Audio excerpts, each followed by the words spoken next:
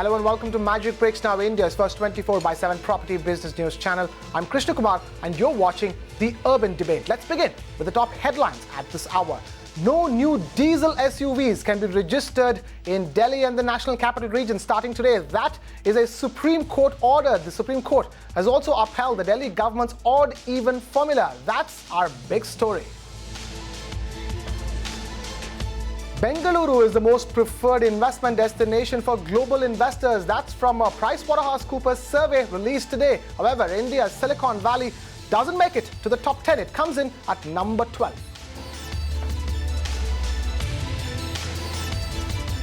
All right, let's start tonight's debate with our lead story, Breathless in India. Your channel has been raising the issue of air pollution for some time now. Finally, someone has acted. The Supreme Court today declared war on air pollution and in an order has outlined some stringent measures to clean up Delhi's air. In a Magicbricks Now special today, we take a look at the air pollution issue in not just Delhi, but in cities across the country.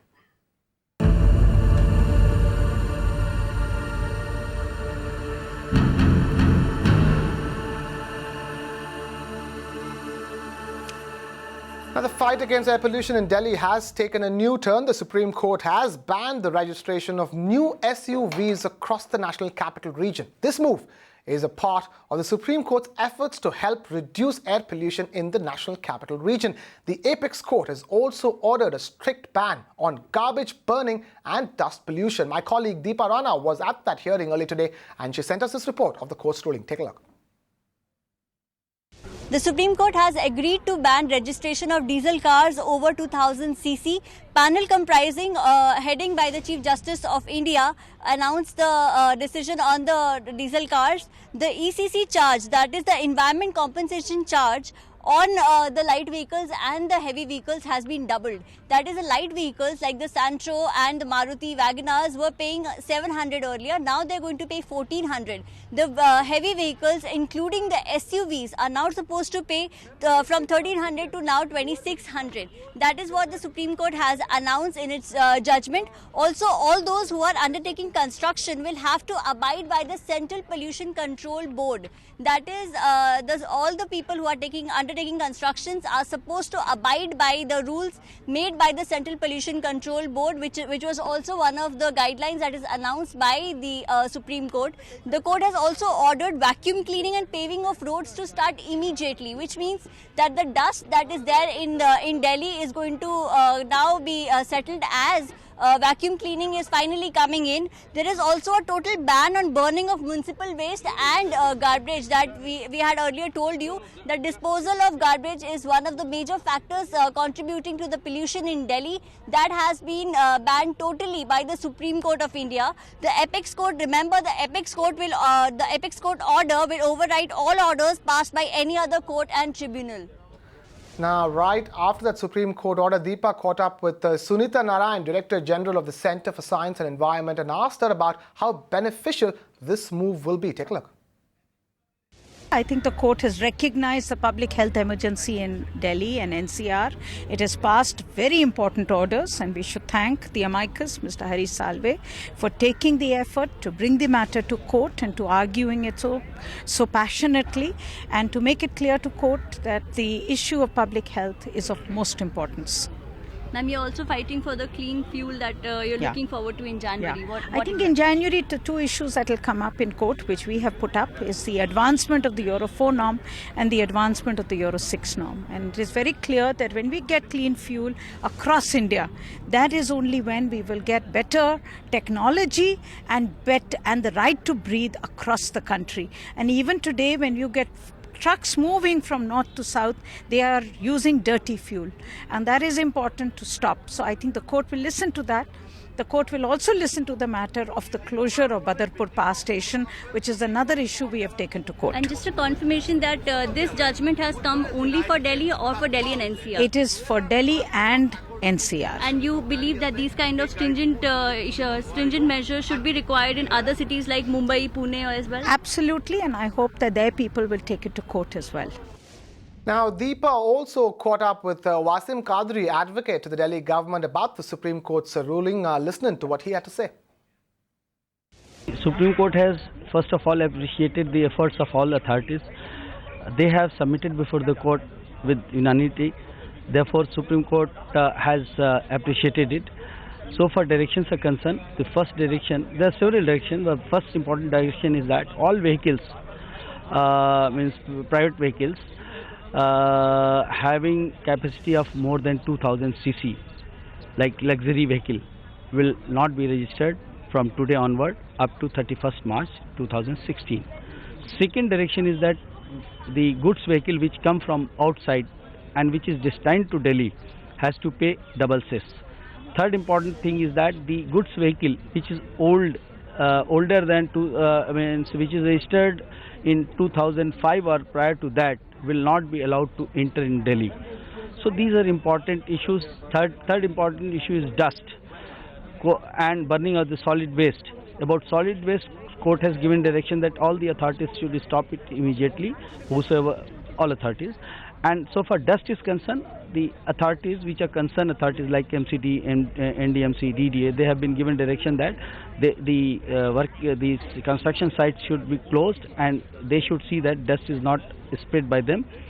And so far the dust on the road is concerned, about that court has directed us to implement it by 1st April 2016, because we have to procure vehicle, we have to procure machinery for cleaning of the dust on the road. Do you abide by the Delhi government's formula of odd and even? Do you think that it was submitted before the court, and court has said that who has stopped you? It is within your domain. You implement it. Let us see whether it is successful or not.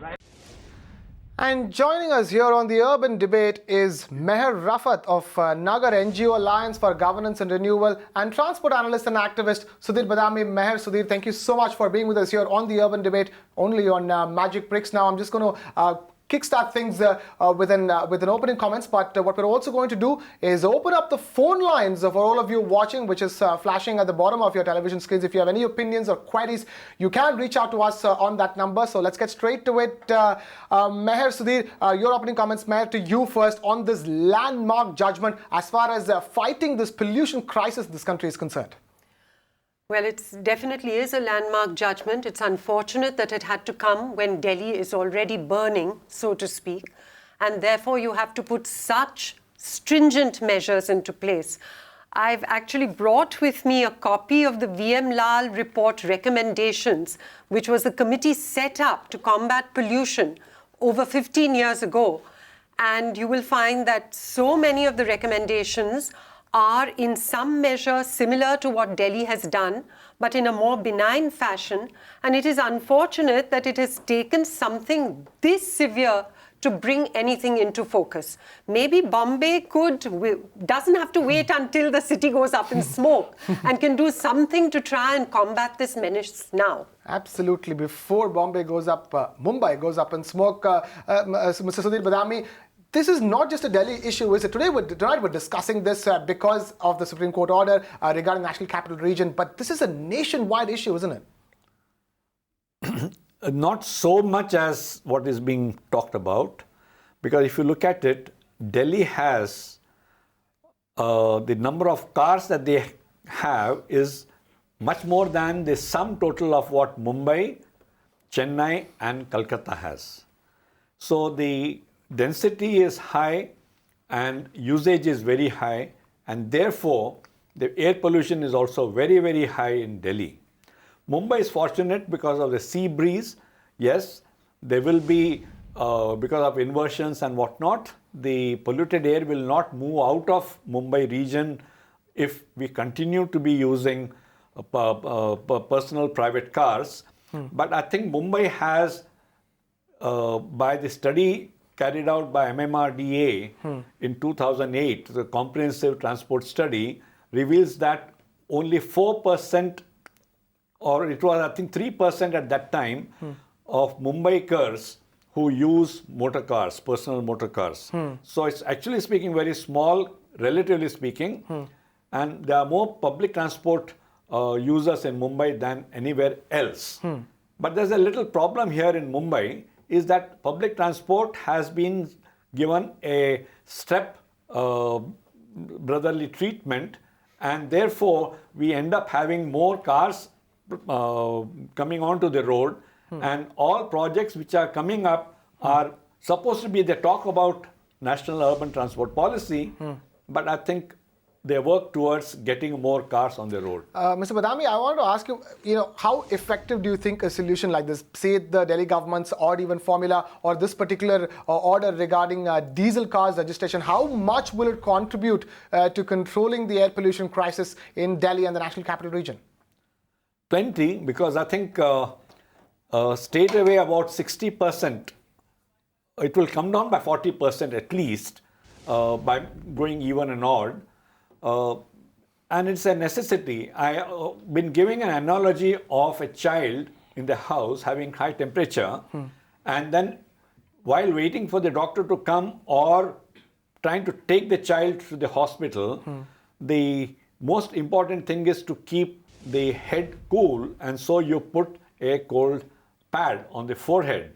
I think Delhi is in that situation where you need to actually take these drastic measures of not having the diesel also, vehicles, SUVs and large vehicles which spout out a lot of bad air, but also even and odd by reducing number of cars. Okay, we will get on to Meher Rafaat on that note. Meher, it's clear that Delhi is in the ICU, as you were just telling me, but is this the beginning of more things that needs to be done, say, at a government level, at an organizational level, at the establishment level, when it comes to the big cities in India, because, it's a national issue. Delhi is the most acute at this point in time. Is this the beginning of many such more moves? It should be. We hope that the powers that be do take it as the beginning of such a move. As I said, there were excellent recommendations that have been lying in Bombay for over 15 years, which haven't been taken up. And it is not just a question of fuel. Fuel is vitally important, but you have to match it with other measures. Even in Bombay today, you see the solutions to handling traffic management is engineering. You have a lot of engineering solutions. You have flyovers, you have sea links. Now, what are you going to have? Flyovers on top of flyovers with the number of vehicles that are registered every day on the roads. These solutions, our problems would be better solved by looking at demand management solutions, having restraint schemes, having good traffic management on the roads, having lanes for buses, rather than just looking at engineering solutions which have a short term. And when I say short term, they may have a 5 to 10 year span, but surely you should be planning beyond 10 years. Absolutely. Now, here is the deal. You're talking about restraint solutions and cutting it off at the demand level, but that's where roughly the problem seems to be. People don't seem all that very concerned. It seems like it's an issue that doesn't affect them on a daily basis. However, it does affect them on a daily basis. It's a topic we revisit, say, every winter, especially in Delhi. The kind of air pollution levels that we witness over there. Talk to us. Tell us how we can make this particular issue, big issue, part of public dialogue and not just a Delhi issue as it exists at this point in time. Well, Krishna, if you consider that the Burelal Committee report, when it went into effect, they got great orders again for Delhi. It cleaned Delhi up. They said that at one time you couldn't see your hand in front of your face. Suddenly Delhi was clean. Since it wasn't taken in a holistic way of having demand management measures, what finally happened? 15 years down the line, look at Delhi.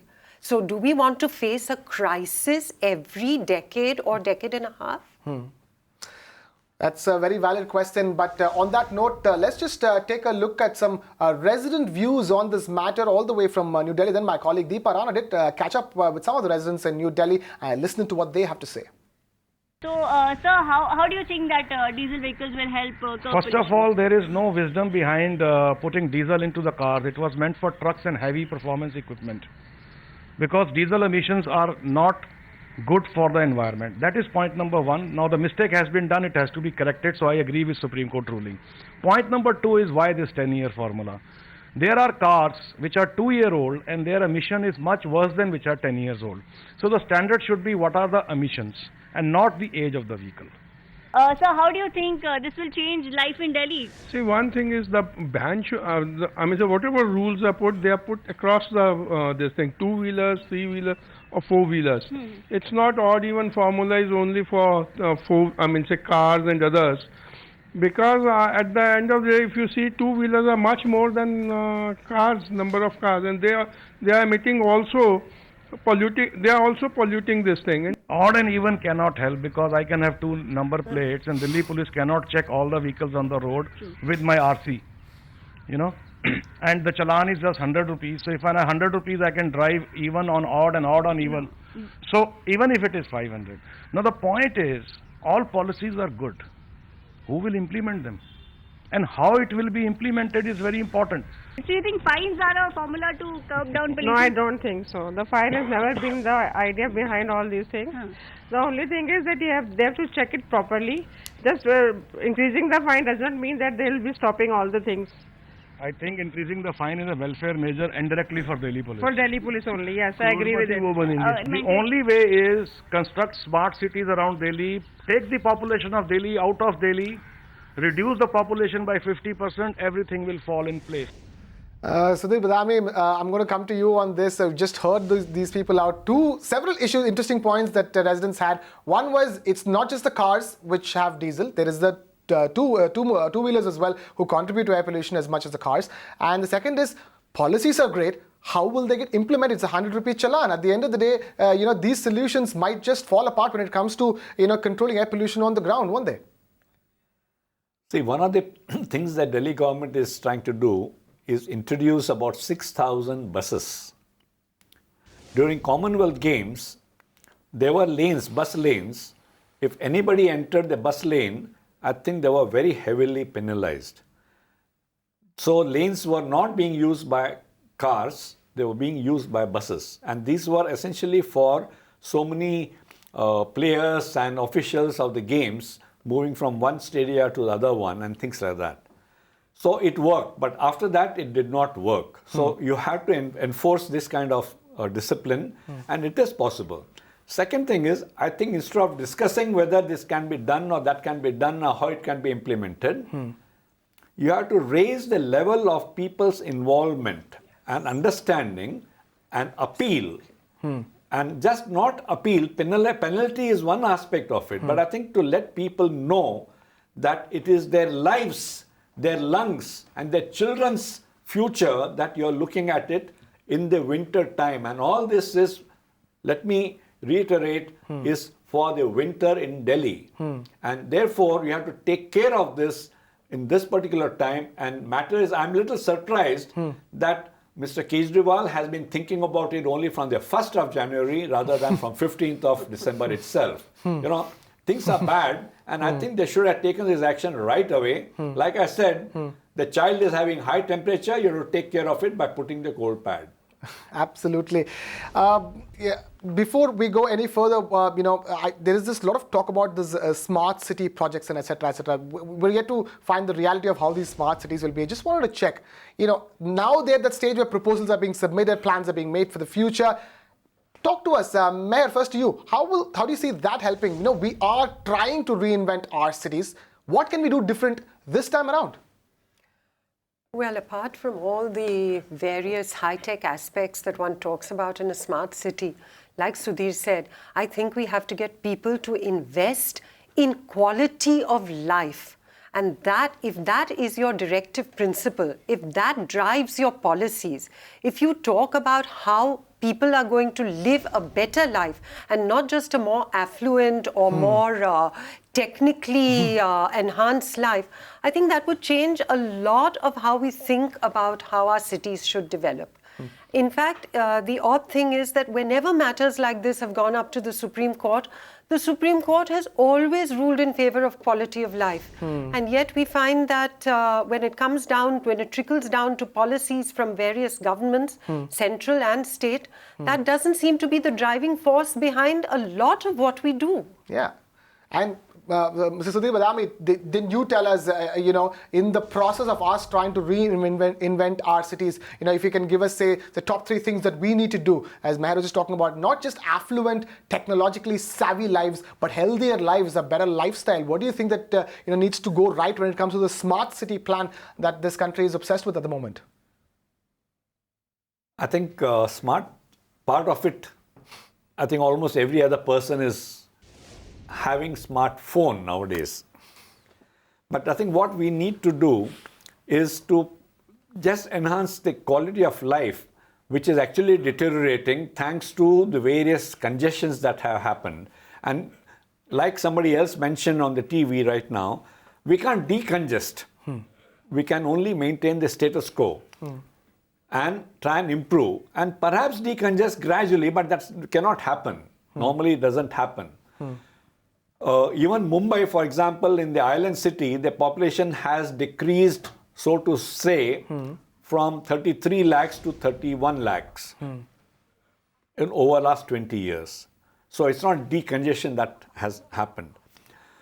What I'm coming to is that you need to have enough open public spaces that actually brings in a lot of release of energies and tensions for people to go and breathe fresh air. And that is possible if you consciously do that. There's one point which I wanted to mention is that why things don't seem to be going towards what is required to be done for people is that motor cars are high-end commodities and that adds on to the GDP. And better the GDP, more investments come in.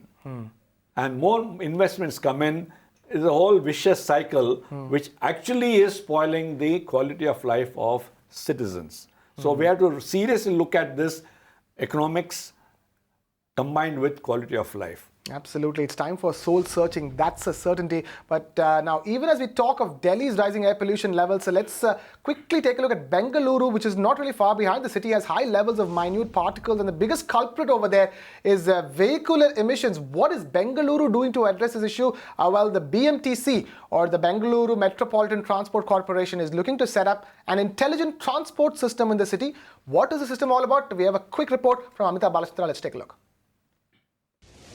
Delhi's odd-even plan to address air pollution in the city has led other cities to draw up its own plans as well. In fact, Bengaluru is looking to revamp its transport system through an intelligent transport system that will be implemented by the end of this month. BMTC officials tell us that this system is going to have real-time tracking of buses via GTS. It will also have a mobile application which will give all of the information regarding buses on this application. That's one.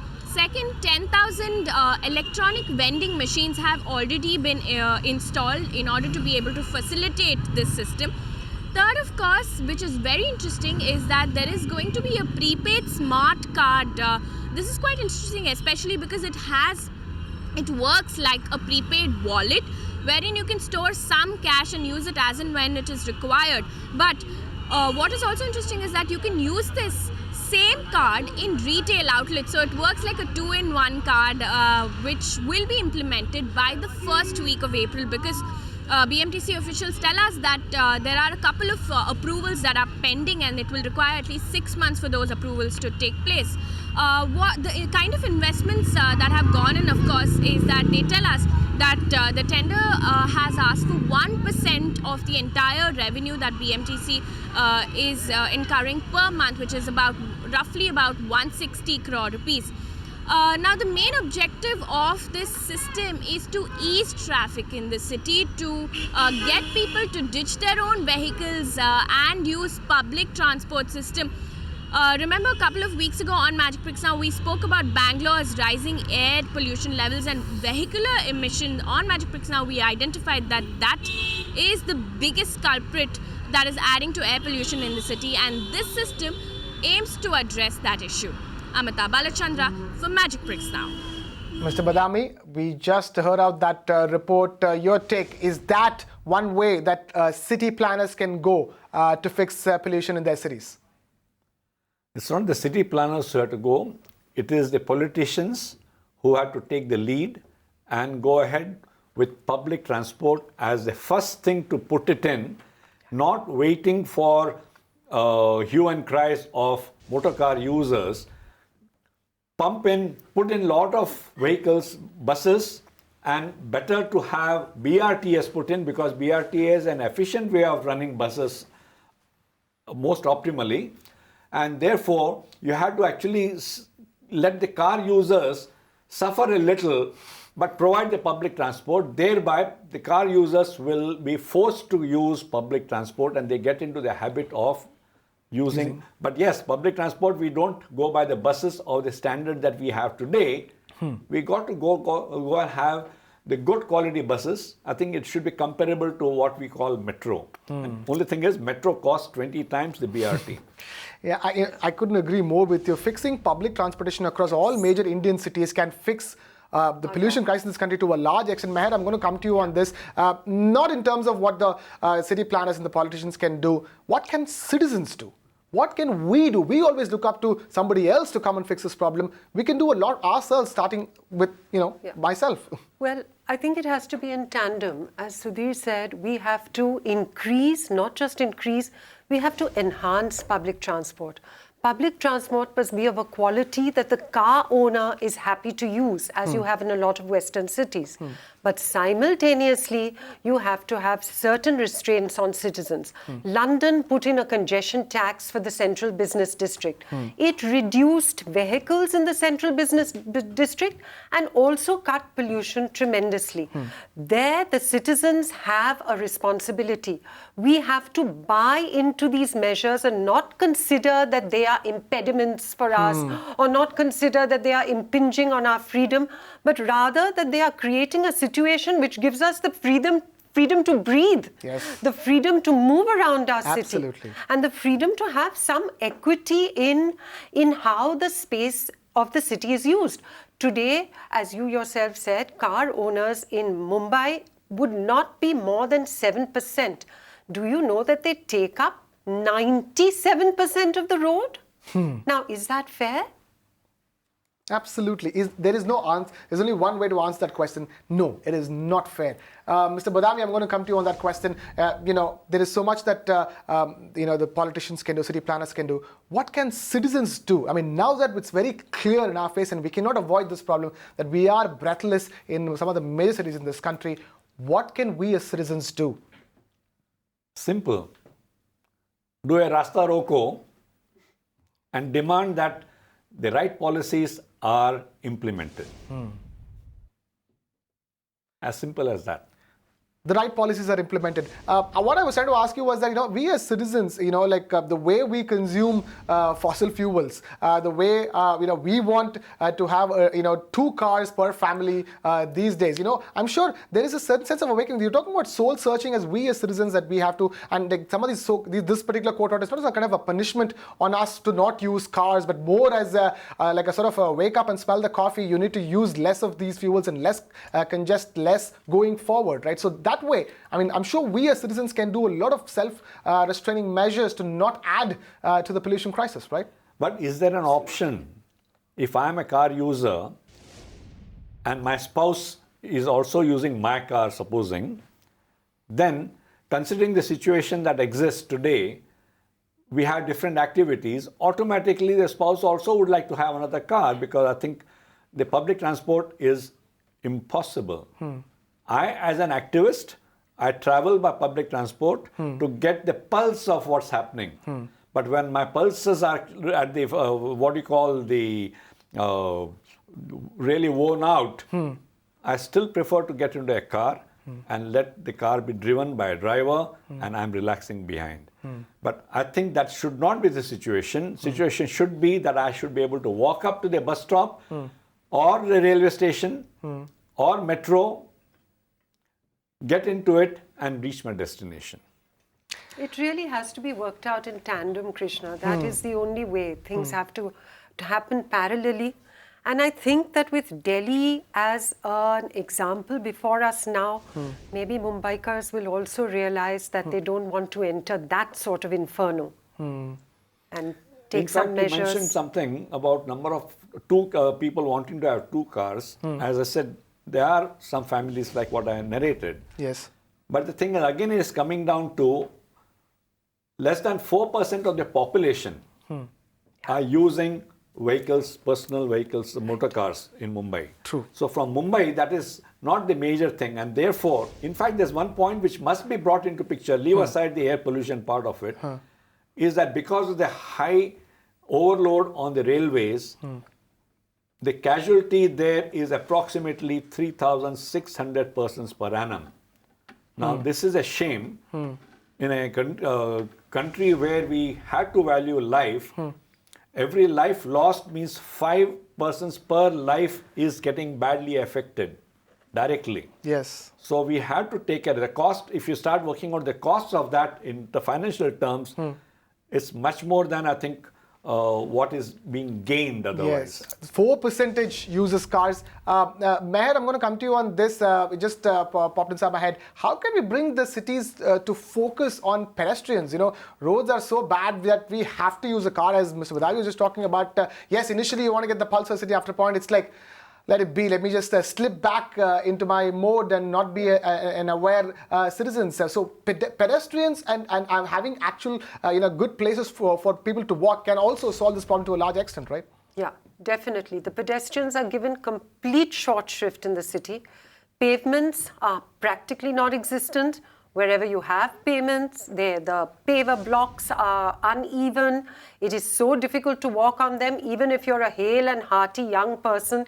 So you can imagine once you have an old person or differently abled people, there is no provision to make the city pedestrian friendly for them. Most people walk on the roads. I think people have even forgotten that there should be facilities for pedestrians. They just think that the road is for vehicles, people and everybody. And the unfortunate thing is, in this case, pavements, roads which are safe, we have laws in place, but even those laws are not implemented. That's the unfortunate thing. Yeah. I mean, there's such simple things you can do. See that there are no potholes. See that you don't have double and triple parking on the corner of the sides of the roads. See that you don't have garages, looking after cars and taking up road space. See that pavements are kept free from squatters. They're kept free from hawking. These are laws which already exist and which, if implemented, would certainly give us all a breather. Absolutely, Meher. Otherwise, we have to do what Mr. Badami was just telling us. We have to start a road ROCO to first of all get all the good ideas in place and implemented. On that note, I'm just going to have to get closing comments because all that we've discussed. Mr. Badami, I'm going to come to you for the first closing comment. Do we have any hope? Despite I'm very positive because the new development, as far as Mumbai is concerned, the new development control rules have specifically for the first time in India specified the width of footpaths that must exist for given width of a road. And they are also given details that the footpaths and all other facilities should be accessible to persons with disability. Now, once it's in the development control rules, that means citizens can enforce, demand that they are followed for every new construction. I think about 200 kilometers of roads are reconstructed in Mumbai every year out of 2,000 kilometers. So in 10 years' time, I'm very hopeful with vigilant citizenry, I think we can get good footpaths in place. Sudhir Badami, on a very hopeful note on that, I will toss it back to Meher. Then Meher, how hopeful are you at this point in time? This Delhi, the Supreme Court order on the Delhi National Capital Region is certainly a welcome sign. You've been part of so many panels and made so many recommendations as you've just been talking to us. 15 years and nothing has been implemented as far as the city of Mumbai is concerned. But is there hope now? Well, I also have hope because when you're an activist, you have to be a cockeyed optimist, otherwise you can't continue. Yes. But I would say of course, we appeal to all the politicians, to the authorities. The courts have been sterling. Whatever we have managed to get for pollution control has come through the courts. But I think the main appeal goes out to citizens. Be prepared to put up with a little discomfort to ensure a great deal of comfort and quality of life for all of us and the city. I think that is very important. And I second that unequivocally. Meher Rafaat and Sudhir Badami, thank you so much for taking time out to come here to make those such valid points, both meant for those in power and citizens like us who need to make sure we have this not at the back of our mind, but right at the front of our mind going forward. Thank you so much for joining us here for the Urban Debate. Bengaluru has emerged as the most preferred destination for global investors, though India's Silicon Valley doesn't make it to that top 10 destinations worldwide. Global investors rank Bengaluru at number 12, followed by Mumbai at 13 and New Delhi at number 16. These rankings are courtesy data from PricewaterhouseCoopers' latest investor survey, Emerging Trends in Real Estate. My colleague Disha Shah gets us the highlights of that report. Indian realty market is well poised as country regains favour of foreign investors. This is what the PwC report had to say. They launched today on the Emerging Trends in Real Estate 2016. The survey conducted by Urban Land Institute and PwC highlighted that amongst the core top cities in India, Bangalore emerged as the real estate capital of India as it overtook Mumbai and other core markets in the year's rankings to become the most attractive and most preferred investment destination in India. The report also highlighted that after Bangalore, Mumbai and New Delhi were the preferred locations, where Bangalore ranked at the 12th position, Mumbai and New Delhi ranked at 13th and 16th position respectively. And this is from the investment side. Furthermore, Mumbai ranked 8th and 9th respectively for the office and residential buying recommendations. These numbers in a way indicate that investment prospect rankings of these cities could move up and push into the top 10 bracket in the years to come. In fact, experts, they believe that this could happen in 2016 itself. And apart from this, the PwC report also highlighted big emerging trends of 2016. The first point that was highlighted was warehouse play will lead the development space. Second, the impact of FDI liberalization. There could be increase in transactions in the year 2016. This year, in the year 2015, we did not see much movement in the retail space, but in the year 2016, retail space could see a movement and could see a pickup in the retail assets. And lastly, domestic fund managers will also get access to a larger deal space. And to give us more perspective on that, we are being joined by Shashank Jain, partner at PricewaterhouseCoopers. Shashank, thank you so much for being with us here on Magicbricks Now. Talk to us, what exactly has propelled Bengaluru to that position? How has this translated into investment on the ground? I think traditionally it was an IT hub which sort of required a huge manpower to be present in the city. Over the last couple of years, e-commerce has sort of established itself in the city, which has further fueled the requirements for office space, and by virtue of office space, the residential as well. So that's also sort of helped. On the input side, I think Bangalore is slightly different from other markets, especially Mumbai and Delhi, in the sense that Bangalore is predominantly a JDA model, a joint development model, where the land aggregators are different from the developer community, unlike, let's say, a Delhi or a Mumbai. And that in some ways gets reflected in the pricing also. So if you see, Bangalore market traditionally has been far more stable, when it came to pricing compared to a Mumbai or a Delhi market. Shashank, so what kind of assets are investors looking at when it comes to the year that's looming in front of us, year 2016? They've been chasing commercial till date. I think going forward, on the back of economic sentiments improving, on the back of companies sort of hiring more and more people, thereby on the back of need for commercial office space, we expect the residential demand to also go up, and we expect the investors who are sort of who like the residential asset class more to also sort of become active or sort of more active in the coming next couple of years in Bangalore market. Okay, Shashank, so what does big deal transaction mean? Will we see more long-term platform deals, or will debt continue to dominate? We see, equity deals in some form or the manner coming back into the market. We've already started seeing those trends. We expect more and more equity deals to happen. By platform deals, we see a greater convergence between the fund managers and the developers, where the fund managers are taking a more active role in operating decisions. So we'll see more and more of such platform deals in the country, which to our mind augurs well for the sector at a macro level. Shashank, before we let you go, talk to us. What about the FDI impact on the Indian real estate market going forward?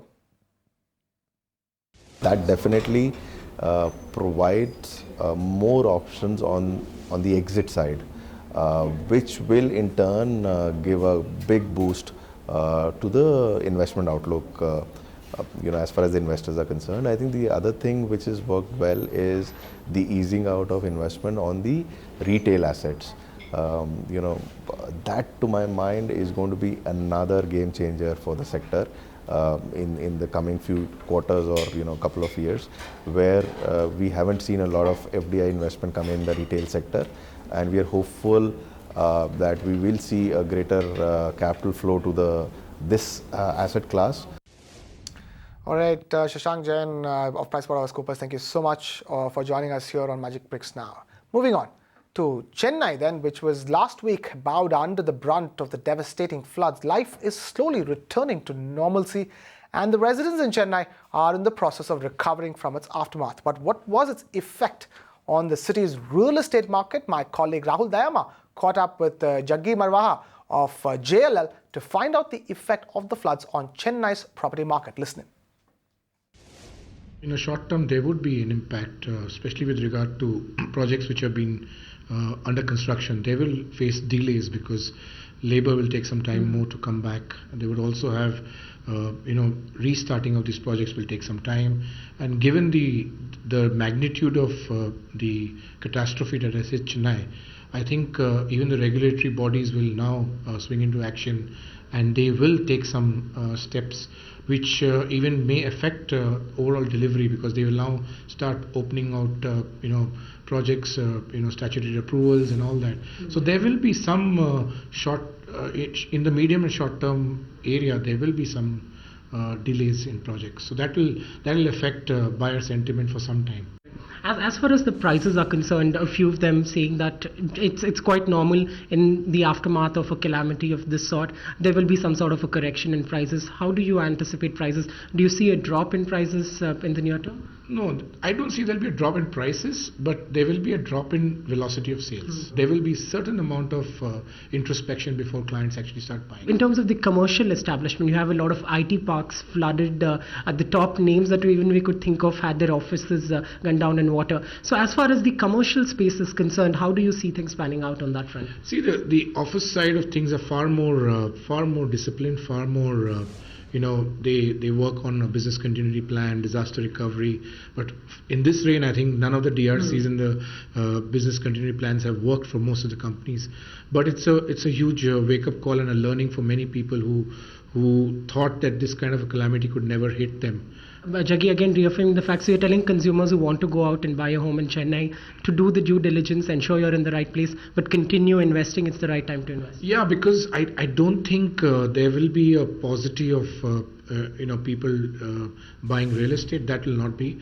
But definitely the decision making will be more prudent and will not only be based only on price and the location, but also on other factors that will decide the future to prevent such calamities. If you're looking to invest in property and have a long-term outlook, then you should consider taking a look at Knight Frank's new report. This report tells you which emerging markets are good investment bets. My colleague Suyesha Sawant sent us the highlights of that report. Take a look. Knight Frank today came out with their new report which suggests the top residential investment destinations in 2016. As per this report, Mumbai has been suggested as the most lucrative investment destination in India.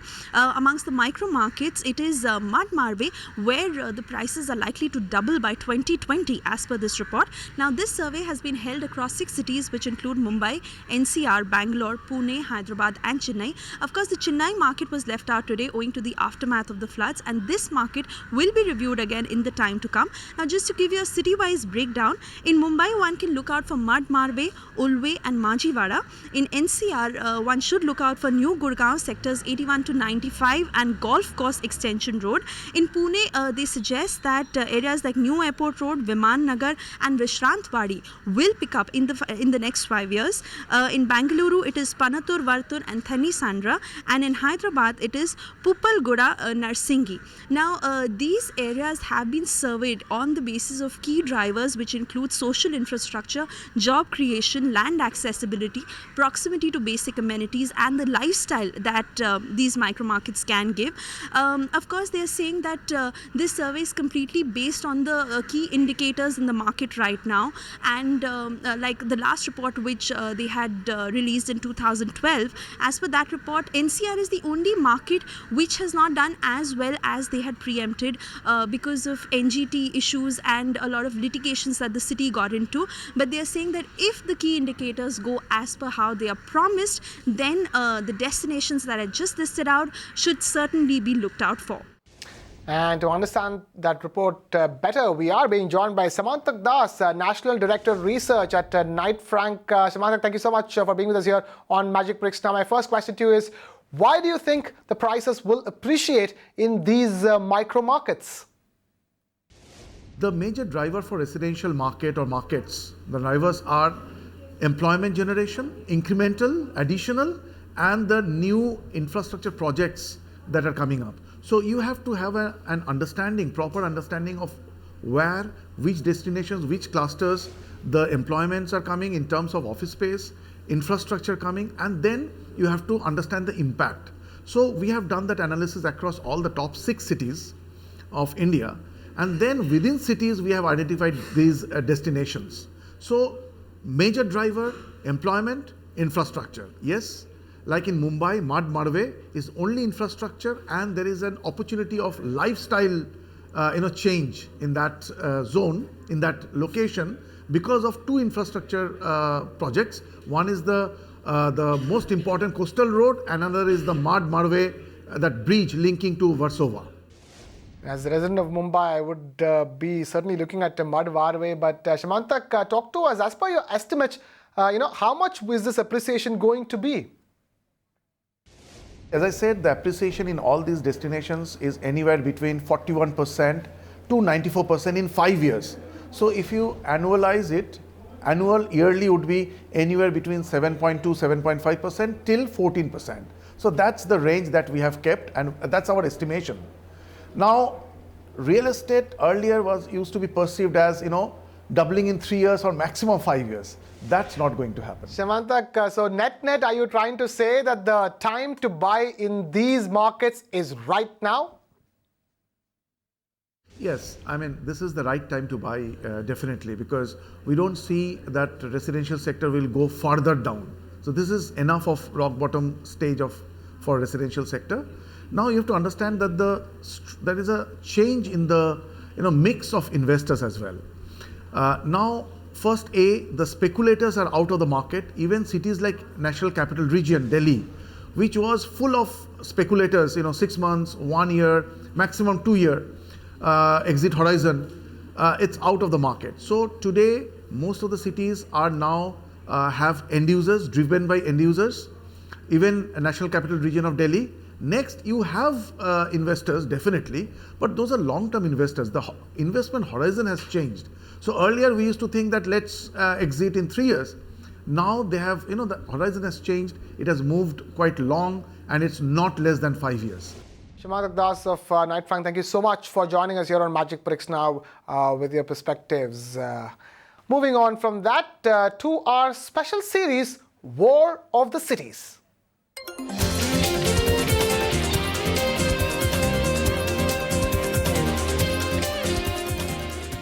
So the deadline for submitting smart city proposals is up, and 85 out of 98 cities have submitted their proposals to the centre. Out of that list is Hubli, Dharwad, twin cities in the state of Karnataka. How are Hubli and Dharwad's plans to get smart? In an exclusive chat with Magicbricks Now, the Municipal Commissioner of these twin cities, Noor Mansoor, told us what Hubli Dharwad has lined up to make it to that all-important top 20 list. This is a Magicbricks Now exclusive. Listen in.